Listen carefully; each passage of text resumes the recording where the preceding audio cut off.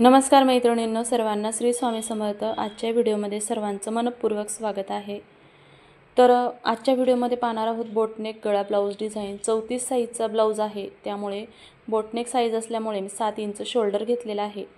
गळा घेणार आहोत 3.5 किंवा 4 इंच तुम्ही घेऊ शकता। आता पेपर पॅटर्न मी कटिंग करून ठेवलेलं होतं, म्हणून मी ते 4 इंच गळा घेणार आहे आणि इथे आर्मोल पहा, अर्धा इंच वरती सोडून खाली 6.5 इंच आर्मोल घेतलेला आहे। आता इथे आपण गळ्याचा आकार देऊन घेऊया। त्यासाठी 4 इंच उंचीवरती मी गळ्याचा आकार देणार आहे आणि गळा रुंदी घेणार आहे 4 इंच। 34 साईज चेस्ट आहे, त्यासाठी तुम्ही 3.5 इंचही घेऊ शकता किंवा 4 इंचही घेऊ शकता। आता मार्किंग करून झाल्यानंतर मी ते गळ्याचा आकार देऊन घेतलेला आहे। त्यानंतर आता आपण डायरेक्ट इथं 1.5 इंच मार्जिन सोडून खाली कॅनव्हासवरती गळ्याचं कटिंग करून घेऊया। आता कॅनव्हास घेतल्यानंतर कॅनव्हास मी बंद बाजूकडून 4 इंचावर एक मार्क करते। वरच्या बाजूने अर्धा इंच मार्जिन सोडायचे आहे आणि खाली तुम्हाला जेवढा तयार गळा हवा आहे तेवढा तुम्ही घ्यायचा आहे। मी इथे 5.5 इंचावरती मार्क करणार आहे। पाहू शकता 4 इंच रुंदी घेतलेली आहे। त्याच पद्धतीने खालच्या बाजूने पण 4 इंचच घ्यायचे आहे आणि गळा उंची 6 इंच घेतलेली आहे। तर पहा, अशा पद्धतीने हा बॉक्स मी तयार करून घेतलेला आहे। आता या बॉक्समध्ये तुम्हाला हवा तसा तुम्ही आकार देऊ शकता। तर इथे पहा, अशा पद्धतीने मी हा आकार देत आहे।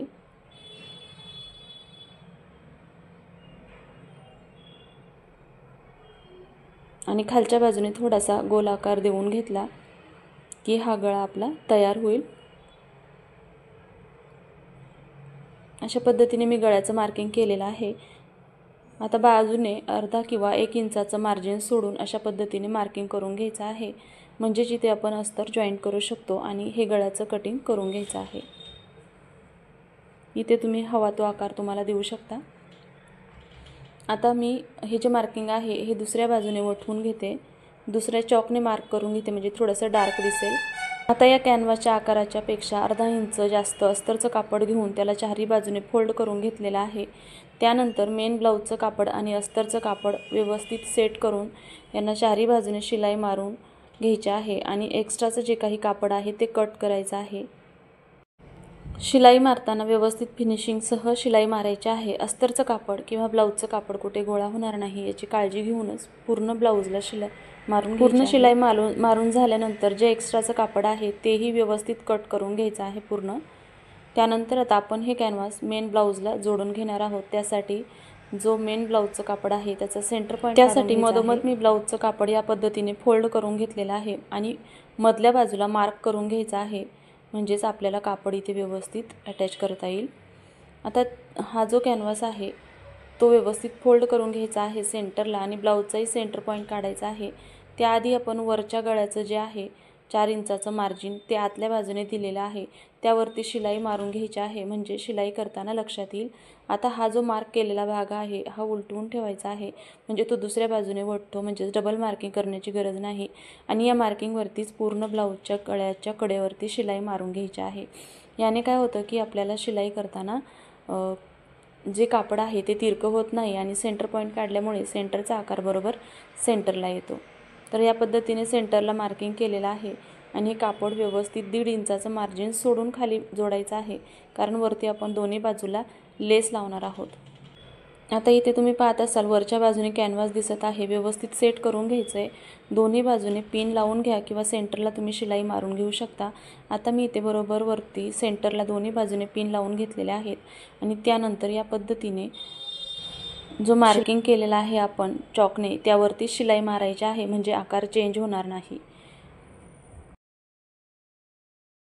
हे पहा, अशा पद्धतीने अगदी जे मार्किंग केलेलं आहे त्यावरतीच शिलाई मारून घ्यायची आहे। आता शिलाई मारून झाल्यानंतर हे सुई दोरा कट करून घ्यायचा आहे आणि जे आपण पिन लावलेले आहे त्याही काढून घ्यायचं आहे। हे जे कापड आहे हे सेंटरला थोडंसं फोल्ड करून घ्यायचं आहे, म्हणजे थोडा कट मारला की नंतर व्यवस्थित कटिंग करता येईल। सेंटरला थोडासा कट मारल्यानंतर 1/4 इंच मार्जिन सोडून पूर्ण गळ्याचा आकार इथे कट करून घ्यायचा आहे। हे पहा, अशा पद्धतीने पूर्ण गळ्याचा आकार इथे तुम्ही पाहत असाल मी 1/4 इंच कॅनव्हासचं मार्जिन सोडून कट केलेलं आहे। हे का तर इथं आपण छोटे छोटे कट देणार आहोत। छोटे छोटे कट दिल्याने कापड खूप इझिली आतमध्ये फोल्ड होतं आणि ओढलं जात नाही। आता हे कापड पूर्ण आतमध्ये अशा पद्धतीने फोल्ड करायचं आहे। जे कोने आहेत ते एखाद्या टोकदार वस्तूच्या मदतीने हे कोने व्यवस्थित करून घ्यायचे आहेत। हे अशा पद्धतीने हे दोन्ही बाजूचे कोने व्यवस्थित करायचे आहे आणि हे जे पूर्ण कॅनव्हास आहे याच्या कडेवरती एकदम दाब शिलाई मारून घ्यायची आहे। हे अशा पद्धतीने अगदी फिनिशिंगसह दाब शिलाई मारायची आहे। दाब शिलाई मारताना थोडीशी काळजी घ्यायची आहे। कॅनव्हास आणि ब्लाऊजचं कापड कुठे गोळा होणार नाही किंवा गळ्याचा आकार चेंज होणार नाही याची काळजी घेऊनच पूर्ण गळ्याला अगदी फिनिशिंगसह शिलाई मारून घ्यायची आहे। त्यानंतर तुम्ही इथे गळ्यावरती लेसही लावू शकता किंवा अरीवर्कसुद्धा करू शकता। आता मी ते लेसही लावणार नाही आणि अरीवर्क पण करणार नाही, कारण प्लेन गळा हवा आहे आणि साईडला रेग्युलर आपण ब्लाऊजला जसे टक्स घालतो त्या पद्धतीने ते टक्स घालून घ्यायचे आहेत। त्यानंतर इथे गळ्याला लावणार आहोत कमरपट्टी। त्यासाठी कमरेच्या लांबी इतकी पट्टी घेतलेली आहे, 1.25 इंच रुंद, आणि या पट्टीला एका बाजूने फोल्ड करायचा आहे। रुंदीला 1.25 इंच असेल आणि लांबी कमरेच्या मापा एवढी असेल। फोल्ड केलेला भाग वरच्या बाजूने ठेवून कमरेच्या भागावरती ही पट्टी ठेवायची आहे आणि 1/4 इंच मार्जिन घेऊन ही पट्टी कमरेला जोडून घ्यायची आहे। त्यानंतर ही पट्टी पूर्णपणे आतमध्ये फोल्ड करून घ्यायची आहे आणि हिला 5 नंबरची टीप मारायची आहे। त्यामुळे हात शिलाई केल्यानंतर ही टीप जी आहे ती आपल्याला इझिली काढता येईल।